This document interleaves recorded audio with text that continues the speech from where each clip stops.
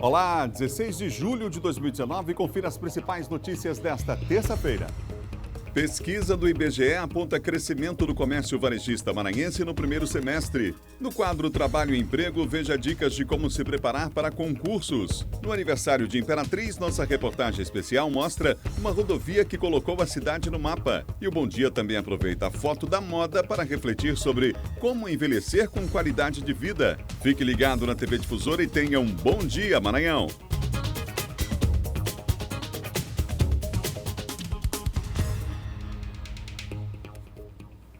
Uma excelente terça-feira para você que nos acompanha em todo o estado aqui pela TV Difusora. A nossa equipe está reunida, está preparada. E você aí, está preparado para mais um dia? É hora de se encher de esperança. Vamos lá, está na hora de começar mais um dia, terça-feira. Você ligado com a gente em todo o Maranhão. Um abraço aos amigos aí em Açailândia, em Santa Inês, em Caxias, em Imperatriz, acompanhando a nossa programação, em especial os amigos de Imperatriz. Parabéns, tem mais que comemorar sim, mais um ano de fundação da cidade. A esse povo aí, trabalhador de Imperatriz, o nosso abraço. Daqui a pouquinho a gente vai mostrar uma reportagem de uma rodovia que colocou Imperatriz, como a gente falou, no mapa, né? Responsável, inclusive, pela identidade da cidade, das pessoas, dessa gente aí, trabalhadora de Imperatriz, a segunda maior cidade do estado, extremamente importante, estratégica para o Maranhão, a cidade de Imperatriz. Já já a gente vai falar. No estúdio eu vou receber uma coach profissional falando sobre os cuidados que a gente deve ter, a preparação da mente para os concursos. Tem gente que domina o assunto, domina o conteúdo, mas na hora da prova, na hora de um desafio como esse, acaba não conseguindo obter êxito. A gente vai falar sobre esse assunto já já. Fique ligado você aqui no Bom Dia Maranhão. A gente vai começar essa terça-feira mostrando imagens ao vivo da capital de todos os maranhenses, em tempo real, 4 avenidas da cidade para você agora. Vem comigo então, tempo tá meio nublado em São Luís, né? A gente vai começar pela Avenida Carlos Cunha, na capital maranhense. Olha só, muitas pessoas aí esperando aquele momento ali para atravessar, na faixa, claro, como a gente sempre orienta aqui. Trânsito tranquilo nesse momento. Parado agora aí nesse instante por conta do semáforo, mais tranquilo. Maior, claro, volume de carros aí no sentido centro. No sentido centro, as pessoas estão vindo de vários bairros da cidade nesse instante. Vamos mudar? Vamos para outra câmera? Imagens ao vivo, aí em frente ali ao Shopping São Luís, Avenida Carlos Cunha. Agora vamos para a Avenida Beira Mar. Aí já é a subida da Rua do Egito, né? Você vê aí o trânsito tranquilo também nesse momento, nesse ponto da cidade.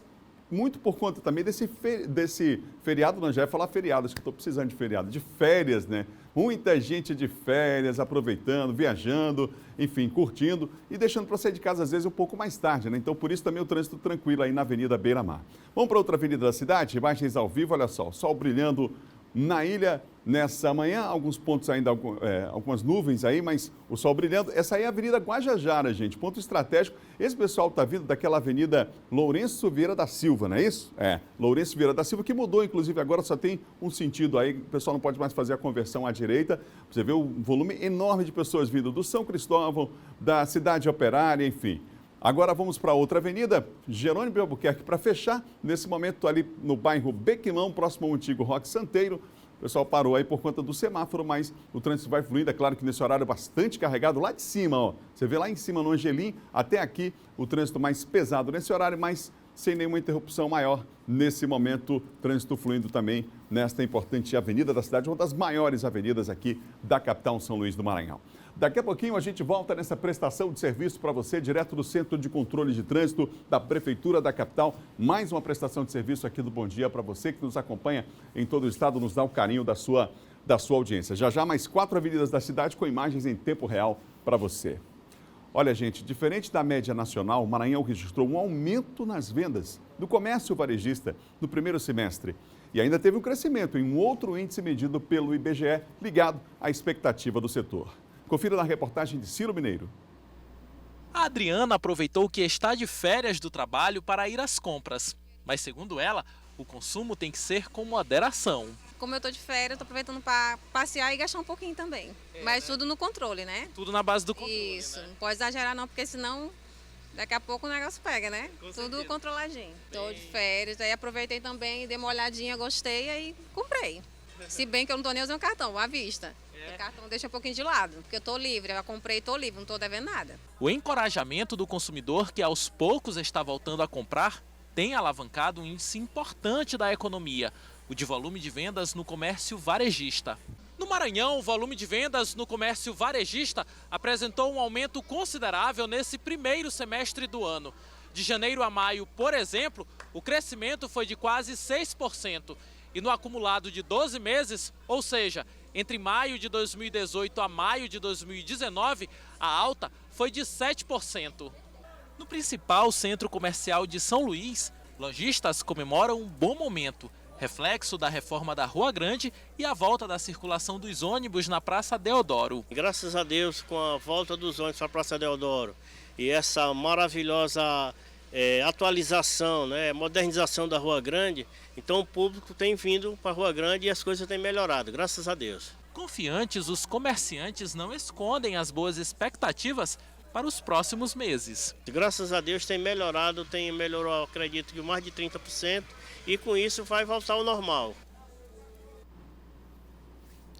E a Superintendência de Homicídios e Proteção à Pessoa já identificou os suspeitos de envolvimento no assalto a uma van que aconteceu na semana passada na estrada de Ribamar. Durante a ação criminosa, você lembra, uma jovem de 18 anos, infelizmente, acabou morrendo após ter caído do veículo. 3 testemunhas já prestaram depoimento. Foi através dos relatos delas que a polícia identificou os 2 suspeitos. As identidades não foram reveladas porque eles ainda não foram presos, mas a polícia informou que um deles já responde a várias acusações como ameaça, furto e violência doméstica. A gente chamou as testemunhas, conseguiu mostrar as fotos ou alguns relatos dessas pessoas, onde eles foram reconhecidos. Com esse reconhecimento, a gente já está providenciando a representação pela prisão destes, né?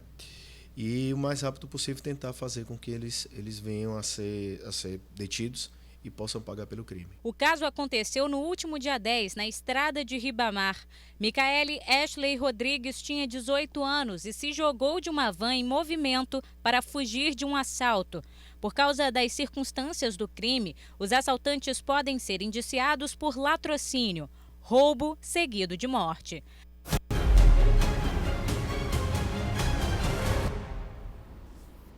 Vamos falar de segurança com o Silvan. Bom dia, Silvan Alves. Bom dia, Adalberto. Bom dia a você, bom dia a todos. Silvan, esse caso aí que chocou pela violência, a situação, uma morte, inclusive, de uma jovem, a polícia já identificou, né? Mas ainda não há uma questão fechada quanto ao fato de saber se ela foi jogada ou se ela se jogou ali, né? Na hora da van.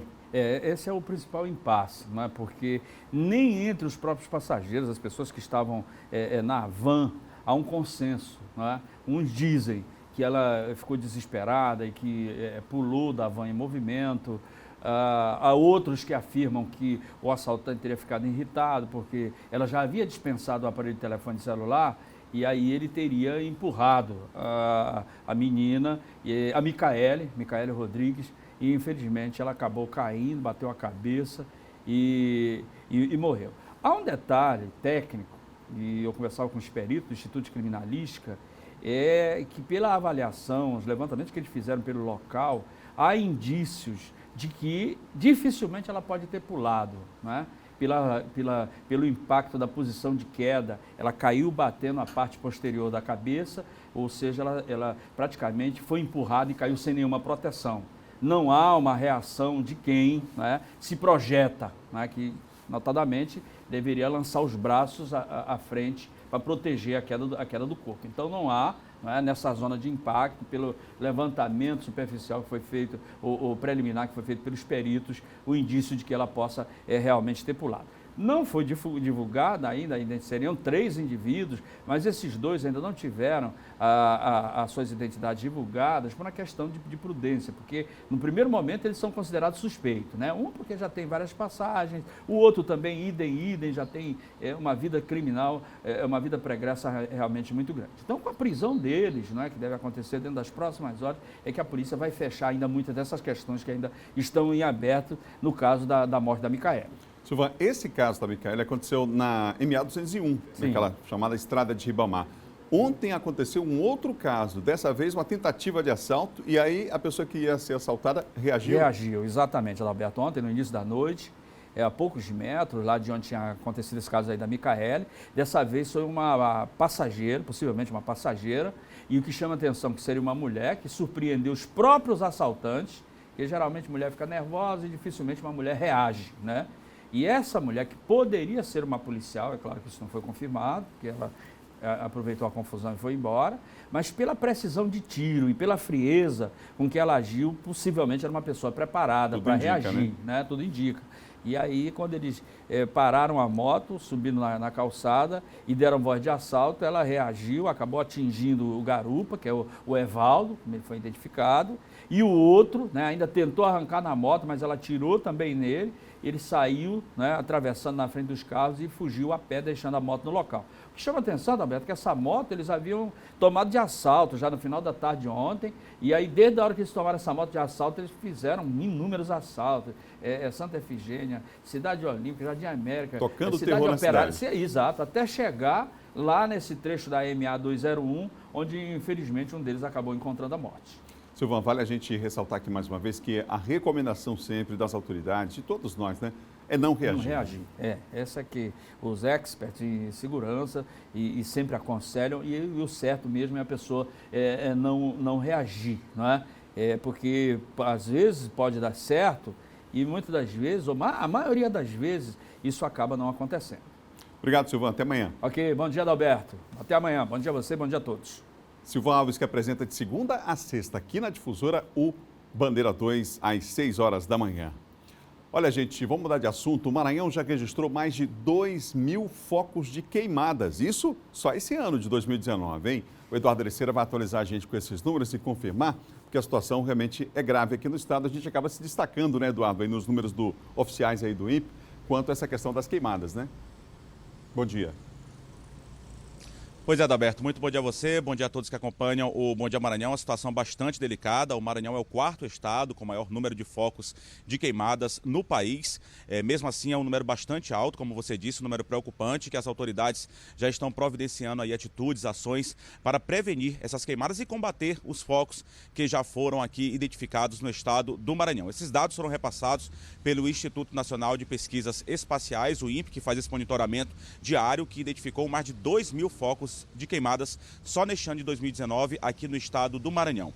Ainda segundo o relatório do INPE, divulgação do INPE, entre os meses de junho e julho, quer dizer, mês passado e esse mês corrente agora, o mês em que estamos, são os que mais identificam focos de queimadas, pelo menos aqui no estado do Maranhão e essa parte norte do país, onde se encontra o estado do Maranhão. Então, por isso, é por conta disso que é preciso uma preocupação ainda maior. O estado do Maranhão, como eu disse, é o quarto no ranking, só está atrás apenas do Mato Grosso, 14.500 focos de queimadas no Mato Grosso, um número absurdamente alto. Também dos estados de Roraima, com mais de 4.000 focos de queimadas, Tocantins, com mais de 3.000 focos de queimadas, e aqui no estado do Maranhão são 2.083 focos de queimadas já registrados neste ano de 2019. Adalberto. Obrigado, Eduardo. Daqui a pouquinho você volta com outras informações. É o nosso Eduardo Ericeira, trazendo informações para você ligado aqui no Bom Dia Maranhão. No próximo bloco, você sabe aquela fotinha da moda agora, aquela do aplicativo que deixa você mais velho? Pois é, a gente pegou um gancho nessa brincadeira para falar de coisa séria. Você está preparado para envelhecer? Depois do intervalo, nós vamos falar sobre esse assunto aqui no Bom Dia. E mais, jornal diz que sobrinho do presidente Bolsonaro realizou espionagem no Maranhão. Assunto para John Coutrin no quadro de política. Aliás, Bolsonaro foi anunciado aí como agenda aqui em São Luís, também em algumas cidades do interior do estado. Fato ou fake? A gente vai saber já já com o John Coutrin. O instante só, imagens da aniversariante do dia. Parabéns, Imperatriz, por mais um ano de fundação. Voltamos já já com o Bom Dia Maranhão e daqui a pouquinho matéria especial de Imperatriz, mais uma.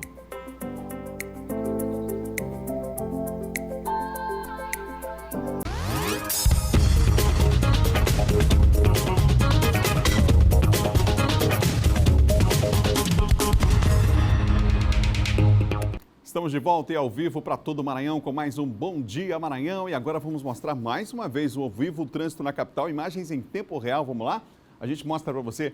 Vamos para a área Itaquibacanga, a gente vai dar um passeio com essa câmera aí, que tem um giro de 360 graus. A gente começa mostrando a Avenida dos Portugueses, olha só, o trânsito Bacanga Centro, bastante movimentado. Agora a gente vai girar, já é no sentido da Vitorino Freire, na Areinha. Ali é o fundo, Rio Bacanga, e olha só, aí já o trânsito também para quem está descendo para outros bairros da capital, quem está vindo também, passando aqui próximo a Madre Deus, Trânsito já mais pesado nesse horário, né, gente? Sol brilhando na Ilha do Amor, imagem ao vivo para você. Vamos continuar girando? Ali ao fundo, Capela de São Pedro, a gente já passou por ela, à direita, o Ceprama. E agora aí já a visão para o anel viário, o pessoal que está vindo. Olha como é que é grande a movimentação de pessoas vindo nesse momento para a área Itaquibacanga, usando essa importante via da nossa cidade. Vamos mudar? A gente continua girando só mais um pouquinho? Já giramos bastante lá no Bacanga, vamos agora para Guaxenduba. Esse é um outro ponto estratégico, pessoal que vai descendo ali das Cajazeiras também, um número de ônibus muito grande também nesse horário, um ponto estratégico da cidade, pessoal que está indo para a Praça Deodoro também, imagens ao vivo nesse momento, trânsito tranquilo nesse outro ponto da cidade, as pessoas que estão vindo também para a Areinha. E agora a gente vai para a Avenida dos Holandeses, cruzamento aí é com a Daniel de Latouche, né? E aí, nesse momento, também o trânsito já começa a ficar mais complicado. Muita gente vindo ali do Olho d'Água, do Araçagi, usando essa outra via importante da cidade, a Avenida dos Holandeses. Mas, por enquanto, trânsito tranquilo, nenhuma informação acerca de acidentes nesse ponto da cidade. Eu repito, lembrando, estamos de férias. Agora, olha a tranquilidade aí na Holandeses, também na rotatória do Calhau, gente. Férias é assim, né? O trânsito fica mais tranquilo. Daqui a pouquinho já vai chegar agosto e aí a movimentação vai voltar, né? Teremos uma movimentação intensa outra vez nas avenidas da nossa cidade. Por enquanto, tranquilo, o pessoal que está descendo aí para o bairro do São Francisco, Renascença também, nesta rotatória da cidade. Aí estamos na rotatória já, o quartel ali da Polícia Militar, o Comando Geral da Polícia Militar do Estado e a Avenida dos Holandeses aí fazendo um giro para você perceber essa câmera bem posicionada em um ponto estratégico, repito, da cidade. E assim que é feito o monitoramento em São Luís, qualquer acidente o pessoal já chega com mais agilidade, qualquer situação do trânsito que precisa ser resolvida. Imagens em tempo real é mais uma prestação de serviço aqui do Novo Bom Dia Maranhão para você que se liga com a gente em todo o estado. Uma pergunta, você está preparado para o envelhecimento? Na reportagem de Hugo Viegas, nós vamos ver que a terceira idade não representa o fim da vida, gente. Pelo contrário, e sim a oportunidade, uma grande oportunidade, muitas vezes até para um recomeço. Orgulhosa, Dona Joana mostra a foto da formatura na Universidade da Terceira Idade, aos 67 anos. Hoje, 2 anos depois, nem pensa em parar. A preocupação com a chegada da velhice ficou para trás. Antes eu me preocupava, tinha um receizinho de ficar sozinha, sem ter alguém do meu lado, porque os filhos já estão tudo, cada qual no seu lugar. De acordo com o IBGE, a população com 65 anos ou mais cresceu 26% entre 2012 e 2018. Hoje, representam 10,5% do total de brasileiros. De acordo com especialistas, os hábitos que cultivamos durante a vida são responsáveis por 70% do que vamos colher durante a velhice. Os outros 30% são genéticos e todo esse processo começa aos 28 anos. Mas será que estamos nos preparando para envelhecer bem? Esta médica afirma que ainda não o suficiente. Estamos começando a nos preparar. Podemos melhorar nesse processo de iniciar os cuidados de uma forma mais precoce, nesse processo de combater o envelhecimento, mas hoje a preocupação e os cuidados, eles estão começando a ficar mais efetivos. Segundo ela, a medicina tem avançado muito e cada vez mais homens e mulheres têm procurado ajuda. Todos os tratamentos estéticos evoluíram muito. Hoje existe um leque, uma gama bem grande de procedimentos que são feitos com segurança, com qualidade, estão mais acessíveis aos pacientes. E para quem já chegou lá, o significado é um só. Agora que eu sou feliz com 69 anos. Antes eu não era feliz, agora eu sou feliz com 69 anos e com a UNIT, sou feliz mesmo. Sou uma mulher realizada. Aqui no estúdio a gente continua falando sobre o tema. Eu recebo aqui com prazer no estúdio da TV Difusora a médica, a professora Jacira Serra, geriatra, que está conosco nesta manhã. Doutora, obrigado pela presença aqui na TV Difusora. Eu que agradeço, obrigada. Vamos falar sobre o tema, porque essa brincadeira, tá todo mundo postando essa foto aí, as fotos já, digamos assim, o aplicativo que faz com que as pessoas fiquem um pouco mais velhas. Mas aí, acho que vale essa pergunta, Será que a gente, de fato, está preparado para isso? Na reportagem, a gente viu que, a partir dos 29, 30 anos, uma certa preocupação das pessoas quanto a essa questão, mas tem gente que só deixa para se preocupar com isso depois lá dos 60 e olhe lá, Eu achei muito interessante essa ideia do aplicativo, porque a maioria das pessoas não pensa em envelhecer, não querem pensar. E eu digo, e agora com o aplicativo as pessoas estão se preocupando. E engraçado que o aplicativo está mexendo só com a parte estética, né? E essa nossa preocupação tem que ser bem além dessa parte estética, né? Então, nós temos que nos preocupar com os nossos órgãos, né? Como é que nós estamos nos preparando para envelhecer? Será que estamos olhando nossa pressão? Se estamos com diabetes, com colesterol aumentado, com osteoporose, não é? Então, essa preocupação. Mas, de qualquer jeito, o aplicativo já está ajudando as pessoas em pensarem em como vai fazer para envelhecer. E aí, como tu disseste, né, a gente tem que pensar nisso bem antes. São vários aspectos, doutora. Econômico, físico, emocional, enfim. O que a senhora diria para quem está nos assistindo nesse momento em todo o estado sobre quando deve começar essa preocupação? Desde o intraútero, né? A gente, biologicamente, envelhece diariamente, né? Então, essa nossa preocupação, você vê que hoje os pediatras já têm todo um trabalho com sal, com açúcar, com travesseiro. Então, já pensando não só nessa criança, essa criança o que vai ser amanhã.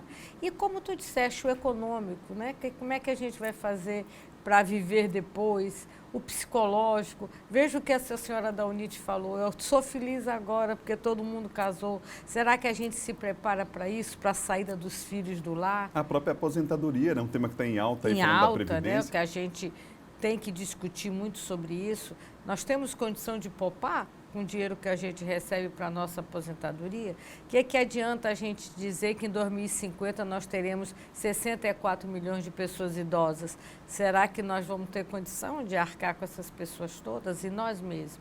Então, eu acho que o aplicativo, pelo menos, se não for uma brincadeira, mas as pessoas começarem a pensar como eu vou ser no meu envelhecimento, já vai ajudar um pouco, né? A gente tem alguns números, alguns dados aqui que chamam a atenção em relação ao envelhecimento da população. A gente tem de um lado, vamos mostrar os números, a cartela? A gente tem de um lado o crescimento, o avanço da medicina, né, nessa direção. A gente tem, olha só, esse quadro. Fica bem claro, aí em 6 anos, parcela de idosos da população aumenta, a fatia de jovens diminui. Olha a diferença lá, gente, significativa do IBGE. Hoje, em 2018, a participação ali de 18,6 de 0 a 13 anos e já a diferença de idosos de 65 anos ou mais, 20,9%. E a tendência disso aí é crescer, aumentar mais ainda, né? E aí, doutora... O que era uma pirâmide populacional, o que era uma pirâmide, hoje está virando um cilindro, né? Você, cada dia... Olha aí, nós idosos. Olha aí, ó. Aproveitando a brincadeira, a gente acabou embarcando nessa também e olha só. Ficou bem, parabéns, doutora. Fiquei bem velhinha, né? Que bom que eu fiquei bem velhinha e trabalhando. Os dois velhinhos da tela aí, portanto. Doutora, agora, falando sério, a questão, por exemplo, hoje, uma preocupação muito grande em relação à saúde emocional, né? E a preparar... Emocional. É possível realmente já, doutora, do ponto de vista neurológico, já ir se preparando para esse momento também? Nós falamos da aposentadoria, né? Agora, essa aposentadoria, a gente tem que se preparar também. Imagina a pessoa que a vida inteira foi professor, como eu sou, da universidade. Tem muitos pacientes meus que só deram aula, que só tiveram orientando. Aí, quando se aposenta, o que eu vou ficar fazendo em casa? Então, a gente tem que se preparar também para o emocional, fazer um curso, fazer alguma coisa diferente para que aquele... Porque, veja só, hoje você se aposenta com 60 a 65 anos, com a expectativa de vida, você pode viver mais 20 anos. Você vai viver 20 anos descansando? Por isso que muitas pessoas ficam enjoadas e não querem envelhecer. Então, eu acho que a gente tem que começar a pensar com essa brincadeira que o aplicativo nos traz. Será que eu estou me preparando para envelhecer? Não só biológico, mas psicológico, financeiramente, culturalmente. Que velhice eu estou pensando para mim, se eu não quero morrer hoje? Então, nós temos que pensar, se eu não quero morrer, todos nós estamos envelhecendo, querendo ou não. Então, que velhice eu quero para mim? Eu quero essa daí que apresentou, eu continuar trabalhando até o dia que eu puder. Muito bom. Doutora, essa semana eu falava inclusive com um amigo sobre isso, e ele dizia assim, a gente não percebe os pais da gente envelhecendo. A gente pensa que eles vão ficar o tempo inteiro com aquela idade, é impressionante isso, né?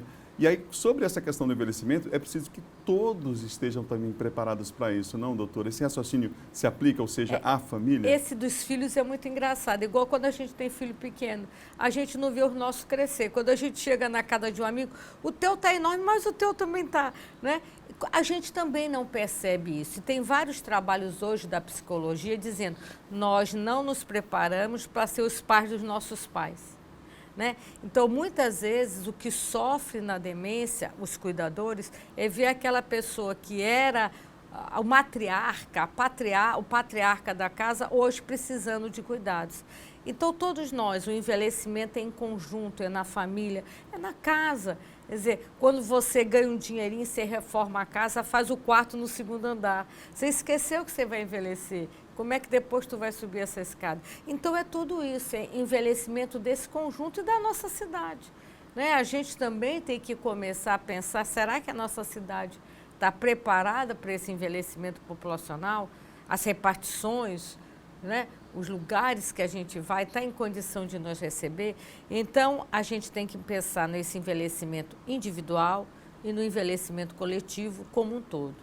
Doutora, obrigado pela participação aqui no Bom Dia Maranhão, nessa manhã de terça-feira. Obrigado mesmo pela entrevista. Eu que agradeço mais uma vez a oportunidade. O pessoal está pedindo mais uma vez a foto dos velhinhos, então bota aí na tela a foto dos velhinhos. Você vai lá no nosso Instagram, nas nossas redes sociais e comenta lá o que você achou, tá bom? Fique à vontade para comentar. É isso, a gente vai ficando por aqui hoje com essa entrevista falando sobre esse tema. A ideia era exatamente essa, aproveitar a brincadeira para falar de coisa séria. De coisa séria. Olha, gente, em Caxias, uma reunião coordenada pelo Ministério Público Federal com representantes de outros órgãos discutiu a retomada das atividades do posto do INSS no município. As atividades estão suspensas há mais de um mês. O Ministério Público Federal realizou uma reunião em busca de que fossem discutidas resoluções para que o INSS volte a funcionar o mais rápido possível. Dessa reunião já partiram alguns encaminhamentos e a possibilidade de, talvez, em breve a agência retomar, mas de toda forma, independente da agência, o cidadão ter acesso ao serviço em pouco tempo. Durante a interdição, os segurados têm sido remanejados para outras agências de cidades próximas, Aldeias Altas e Timon. A gerente do INSS de Caxias, Elane Pontes, comenta sobre essa medida paliativa. Todo desconforto causado pela pessoa ter que se deslocar para outras cidades realmente não é bom para o segurado. Mas nesse primeiro momento o que nós visamos foi a segurança desse segurado para que ele não fosse afetado, já que a agência estava a princípio oferecendo risco a esse segurado. A gerência executiva do INSS em São Luís, Caios Matias, também participou da reunião. Comentou sobre as primeiras providências já tomadas sobre a manutenção do prédio. Mas o INSS, através da sua equipe de engenharia da Superintendência Regional Nordeste, já fez um laudo demonstrando que não há risco de colapso, ou seja, não há risco estrutural para a edificação. Então, com isso, esperamos que o Corpo de Bombeiros libere o prédio para que possamos fazer outras adaptações.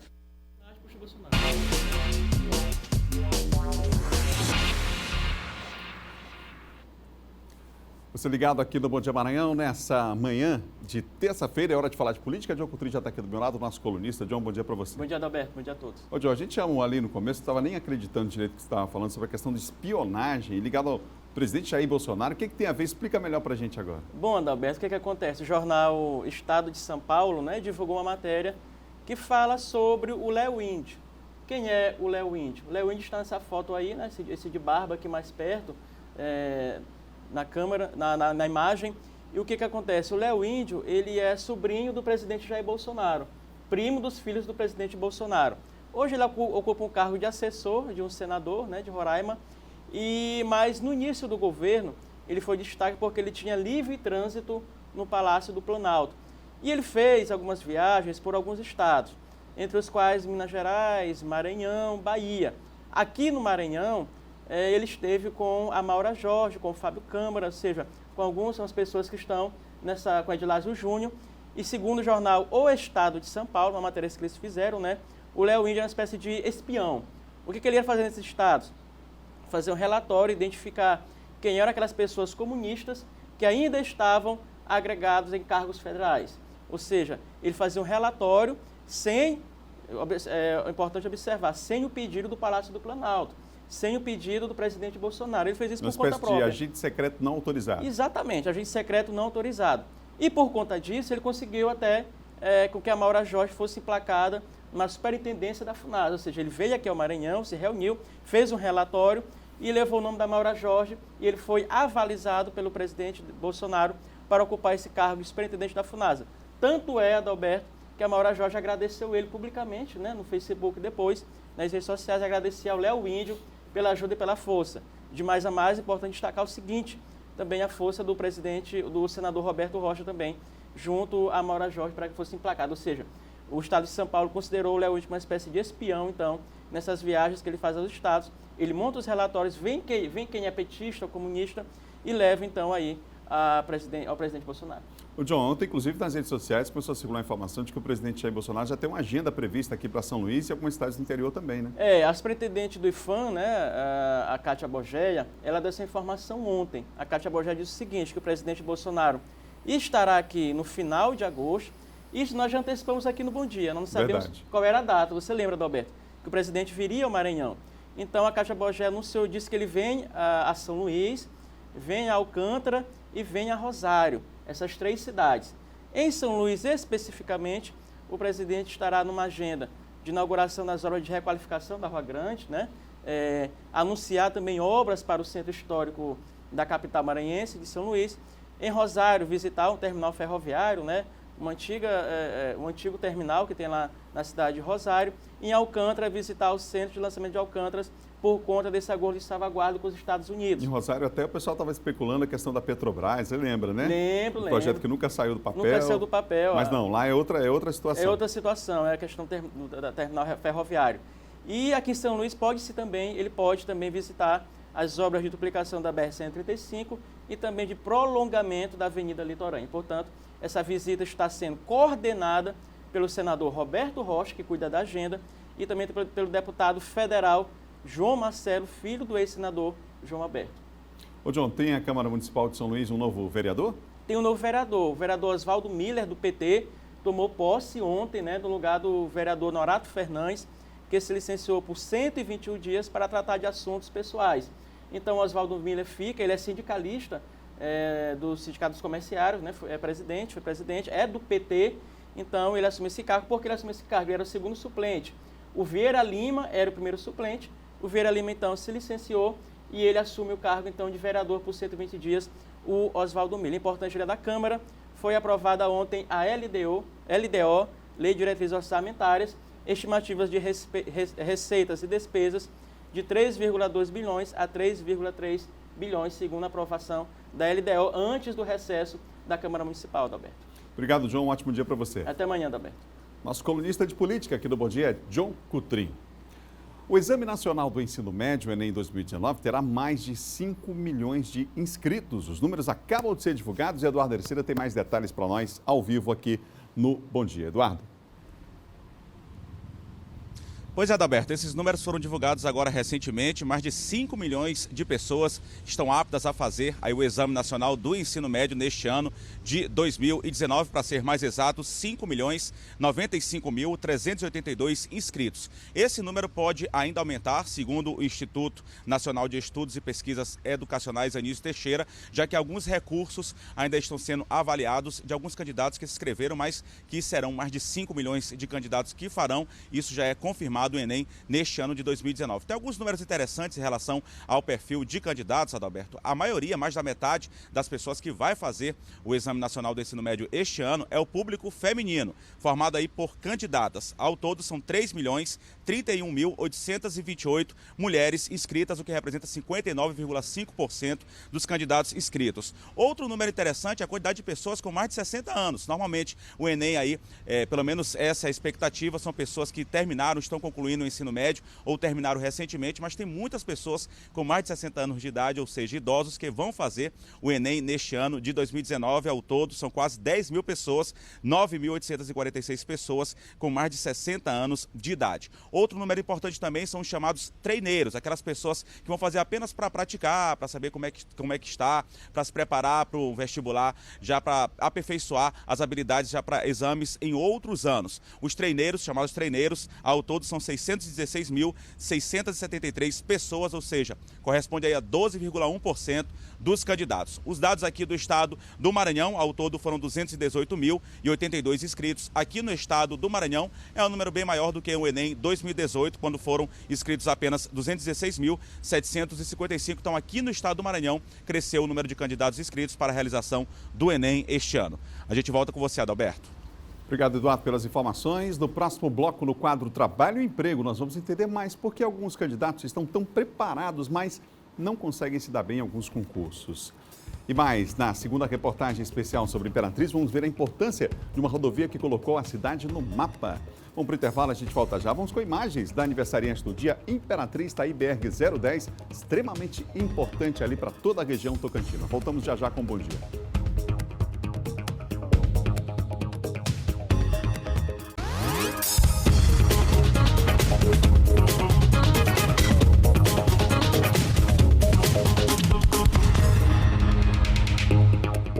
Estamos de volta ao vivo para todo o estado com o Bom Dia Maranhão nessa terça-feira. E como hoje é terça-feira, você sabe, é dia do nosso quadro Trabalho e Emprego.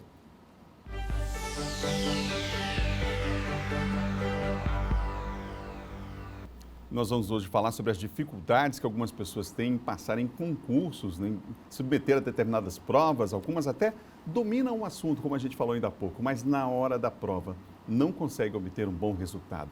Para falar sobre o tema, eu tenho o prazer de receber aqui no estúdio a coach Vana Cabral. Vana, bom dia. Bom dia. Vana, prazer é nosso. Tem explicação para isso? Tem sim. A verdade, estudar é um grande desafio, porque nós temos que vencer uma grande barreira que é o nosso cotidiano, nosso dia a dia, muita coisa melhor do que estudar. Nós temos aí Netflix, nós temos praia, nós temos diversão, muita coisa melhor do que estudar. Opções não faltam. Exatamente. E nós temos a nossa zona de conforto. Então, enquanto a gente está lá precisando estudar para um concurso, para a prova da OAB, Enem, eu vi no bloco anterior, o nosso corpo quer, na verdade, manter o status quo, manter o que ele estava fazendo, seja o que for, o nada, a rotina. Então, nós estamos nos desafiando ao estudo, enquanto o nosso corpo quer manter a gente fora dele. Então, é um grande problema. Existem estratégias e um profissional pode também contribuir nesse processo? Sem dúvida nenhuma. Assim como o profissional ajuda a desenvolver o físico, né, que é um personal trainer, existem também profissionais que podem ajudar também no lado intelectual. Então, existem estratégias de estudo também desenvolvidas para isso. Então, a neurociência está aí para demonstrar formas mais eficientes de estudo. Tem gente que relata que estudou 4 horas, 6 horas, aí vai dormir, acorda e não aprendeu nada. Isso é fato, porque na verdade ela não estudou, ela apenas leu. Então, existem formas eficientes de ser estudado. Então, tem uma diferença entre estudar e aprender. Há também aquela questão dos sabotadores externos e internos. Eu queria que você falasse um pouco sobre esse aspecto. Sem dúvida nenhuma. A verdade é que a grande parte do conhecimento vem da sua autoconfiança. Se você não se sente capacitado, o seu cérebro não vai aprender. É aquela história de eu abrir um livro e antes mesmo de eu abrir um livro, eu já pensar que eu não consigo entender matemática. Então, ao final do estudo, eu realmente não vou entender matemática. Se eu ler antes de começar a estudar, eu já bloqueio aquele conhecimento, o meu cérebro não vai mostrar que eu estou errada. No final do estudo, ele vai dizer, tá vendo, Vana? Você já tinha dito mesmo que você não sabe matemática. Bem que te avisei. Bem que te avisei. Exatamente assim que funciona. Então, nós não vamos aprender enquanto nós não fizermos essa neuroplastia. Bom, tem a questão da administração do tempo também, né? Tem gente que às vezes fica achando que o dia tem 24 horas para todo mundo, mas tem gente que acha que tem um pouquinho mais, né? Sem dúvida nenhuma. Se a gente tem uma meta a cumprir, seja ela qual for, se é um estudo, se é um profissional, o que quer que seja, nós temos que priorizar essa meta. Então, nós temos que criar aquela rotina, temos que colocar isso no dia a dia, programar aquela boa e velha agenda, que hoje ganhou um nome bonito, planner, né? A gente tem que ter ela sim em mão. A gente vai ter que botar lá aquele horário disponível para tudo, para o estudar, para o relacionamento com a família, para o cinema, para o lazer, para o trabalho. A gente tem que colocar sim aquele tempo. E nesse momento que tem uma prioridade, nós temos que delegar aquilo que pode ser delegado, a gente tem que eliminar aquilo que tem que ser eliminado e diminuir aquilo que é importante, mas que a gente está fazendo em excesso. Bom, para gerenciar também as emoções é fundamental, né? Porque assim, a gente está falando da fase de planejamento, preparação para o concurso, mas aí chegou a hora do concurso, né? Inevitavelmente, o estômago começa a embrulhar, aquele friozinho na barriga, mas aí dá para controlar, dá para administrar essas sensações? Esse é um relato que eu escuto o tempo todo no coach. É o famoso branco. Vanda, eu estudei, chegou na hora, deu um branco. Sim, esse não tem jeito. Porque, na verdade, quando existe o momento do nervosismo, o nosso cérebro ele vai estar sendo acionado por uma área que não é a área da inteligência. Então, não é a área do raciocínio. Então, o sistema límbico está sendo acionado naquele momento. Então, você não vai conseguir raciocinar. Você vai ter que realmente retirar esse nervosismo. Mas tem técnica, graças a Deus. Então, eu sempre sugiro que você respire fundo e comece a mentalizar 6 situações felizes da sua vida, 6 momentos de gratidão, 6 lugares que você quer visitar, 6 a 10. Antes de você chegar no 10º, você já relaxou. E aí já dá para voltar a fazer a prova concentrado. A neurociência explica, né? Explica, isso é sim. científico, isso é fato. Isso, né? Sim, são dados científicos. Isso tudo é certificado cientificamente. Bom, a gente tem aí o concurso do Tribunal de Justiça, no mês que vem começa a preparação já para a OAB. A OAB, por exemplo, extremamente difícil, né? O funil, como a gente fala, é pequenininho, muita gente se inscrevendo, mas poucos conseguem obter resultado. Exatamente. Em concursos como esse, Vana, fica a mesma dica? Exato. Essas técnicas servem para toda e qualquer prova. Serve para a prova do Enem, a OAB, concurso público. Todo tipo de prova exige tanto a preparação intelectual como emocional. O grande erro é achar que estudo é só uma preparação intelectual. Todo mundo acha que se submeter a um concurso basta estudar. Não, porque para ir estudar eu preciso estar preparado emocionalmente. Como eu falei, não adianta só eu sentar e estudar se eu não tiver a capacidade, a certeza de que eu vou aprender. Se eu não tirar todos esses sabotadores internos e externos. Então, eu preciso estar preparada emocionalmente e intelectualmente para todo e qualquer processo de estudo, seja qual for. Conversei aqui no nosso quadro Trabalho e Emprego com a coach profissional Vana Cabral. Obrigado pelas dicas, pelas informações. Um prazer foi todo meu. Obrigado. Você ligado aqui no Bom Dia Maranhão, confira agora a previsão do tempo, gente, na capital e no interior do estado. Vamos ver? Começando por São Luís, na capital maranhense, hoje sol e aumento de nuvens pela manhã, pancadas de chuva à tarde e à noite. Mínima de 24, máxima de 31 graus. Em Imperatriz, hoje, na segunda maior cidade, aniversariante do dia, inclusive, né? Como é que vai ser esse aniversário em Imperatriz? Sol o dia todo, sem nuvens no céu, noite de tempo aberto, ainda bem, né? Nuvens, sem nuvens, a mínima de 19 graus, a máxima hoje 35 em Imperatriz. Vamos para Caxias agora. Em Caxias, tempo quente e seco, a mínima por lá 22 e a máxima 35 graus. Mais 3 cidades, dá tempo? Coelho Neto, previsão do tempo. Vamos lá, em Coelho Neto, só para fechar, a gente tem mais uma, lá mínima de 22, máxima de 35, Bacabal 22 de mínima, máxima de 32, em Pinheiro, mínima 24, máxima 32 graus. O Grupo de Atuação Especial de Combate às Organizações Criminosas, GAECO e a Polícia Civil estão neste momento cumprindo, atenção, mandados de busca e apreensão e prisão no bairro da Ponta da Areia, aqui na capital. A investigação é sobre fraudes em licitações na Prefeitura de Aldeias Altas. A operação também está sendo realizada em Caxias e Aldeias Altas. Os detalhes você confere no portal MA10 daqui a pouco, na Hora D também. Vamos falar da aniversariante do dia. Imperatriz completa hoje mais um ano de fundação. Na reportagem especial do dia, nós vamos mostrar uma rodovia que colocou a cidade literalmente no mapa e foi responsável pela mistura de raças que compõem a identidade do município.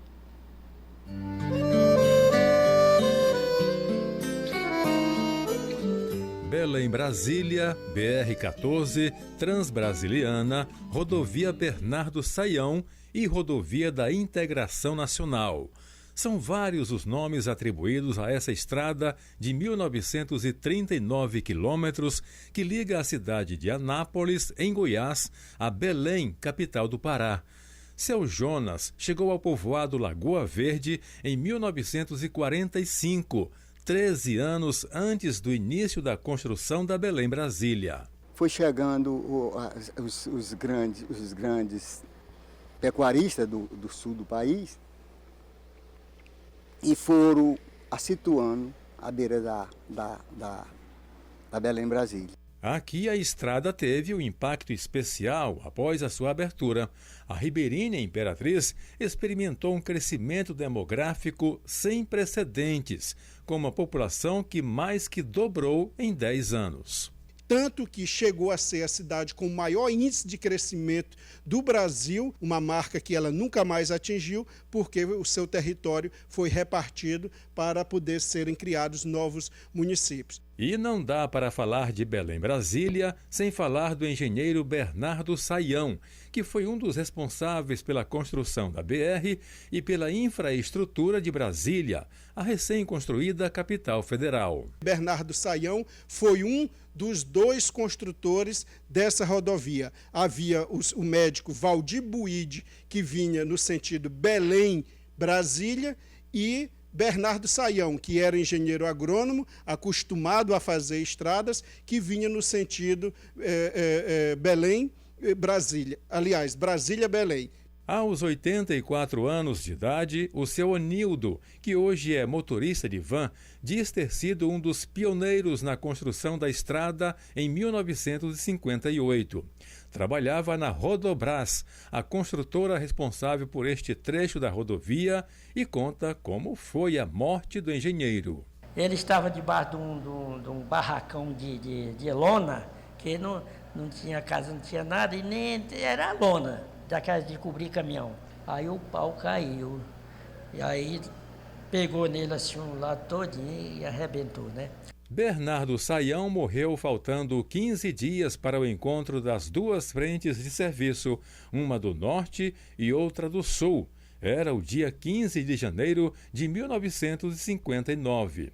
Atualmente, circulam pela BR-010 cerca de 12 mil veículos por dia. A Belém Brasília foi e continua sendo um marco não só para a integração da Amazônia com o centro-sul do Brasil. Ela praticamente nos colocou no mapa, garantindo o escoamento da nossa produção agrícola, que antes era feita apenas pelo Rio Tocantins, e foi responsável pelo desenvolvimento urbano de Imperatriz. Sua construção ajudou a formar quem somos, gente de todos os cantos desse país, vivendo sob as bênçãos do portal da Amazônia. Do lado daquela cidade existe um rio de eternidade, amores e barcaças e barrancas e capins. Muito legal, parabéns a toda a nossa equipe envolvida na produção da série especial. Amanhã tem mais, hein? Sobre Imperatriz, segunda maior cidade do nosso estado. Parabéns, Imperatriz. Bom dia, Maranhão termina agora. Outras notícias no portal MA10. É com imagens da aniversariante do dia que a gente se despede hoje, desejando para você uma excelente terça-feira. Tudo de bom. Amanhã a gente se encontra às 7 aqui. Até lá.